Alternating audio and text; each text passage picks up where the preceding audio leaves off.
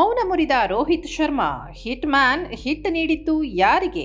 ನಾನು ಕೆಳಗೆ ನಿಂತಿದ್ದೇನೆ ಎಂದು ಹೇಳುವ ಮೂಲಕ ಹಿಟ್ ಮ್ಯಾನ್ ರೋಹಿತ್ ಶರ್ಮಾ ಬೇಸರ ವ್ಯಕ್ತಪಡಿಸಿದ್ದಾರೆ. ಸಿಡ್ನಿ ಟೆಸ್ಟ್ ನಲ್ಲಿ ಕೈ ಬಿಟ್ಟಿದ್ದಕ್ಕೆ ಕೂಲ್ ಆಗಿಯೇ ರಿಯಾಕ್ಟ್ ಮಾಡಿರುವ ರೋಹಿತ್ ಶರ್ಮಾ, ಉತ್ತಮವಾಗಿ ಆಡುವವರಿಗೆ ಅವಕಾಶ ನೀಡುವ ಸಲುವಾಗಿ ಸಿಡ್ನಿ ಟೆಸ್ಟ್ ನಿಂದ ದೂರ ಉಳಿದಿದ್ದೇನೆ ಎಂದು ಹೇಳಿದ್ದಾರೆ. ಈ ವಿಷಯದ ಬಗ್ಗೆ ಕೋಚ್ ಗೌತಮ್ ಗಂಭೀರ್ ಮತ್ತು ಮುಖ್ಯ ಆಯ್ಕೆಗಾರ ಅಜಿತ್ ಅಗರ್ಕರ್ ಅವರೊಂದಿಗೆ ಮಾತುಕತೆ ನಡೆಸಿದ್ದೇನೆ. ನನ್ನ ನಿರ್ಧಾರ ಬೆಂಬಲಿಸಿದರು ಎಂದು ಹೇಳಿದ್ದಾರೆ. ನಾನು ಕೆಳಗೆ ನಿಂತಿದ್ದೇನೆ. ನಾನು ಒಂದು ವಿಷಯವನ್ನು ಹೇಳುತ್ತೇನೆ ಮತ್ತು ಅದಕ್ಕೆ 50 ವ್ಯಾಖ್ಯಾನಗಳಿವೆ. ನಾನು ಕೋಚ್ ನೊಂದಿಗೆ ಚಾಟ್ ಮಾಡಿದ್ದೇನೆ. ಈ ಸಮಯದಲ್ಲಿ ರನ್ ಗಳನ್ನು ಮಾಡುತ್ತಿಲ್ಲ. ನಾನು ಫಾರ್ಮ್ ನಲ್ಲಿಲ್ಲ. ಬ್ಯಾಟಿಂಗ್ ಕ್ರಮಾಂಕವು ಪ್ರಸ್ತುತ ಫಾರ್ಮ್ ನಲ್ಲಿಲ್ಲ.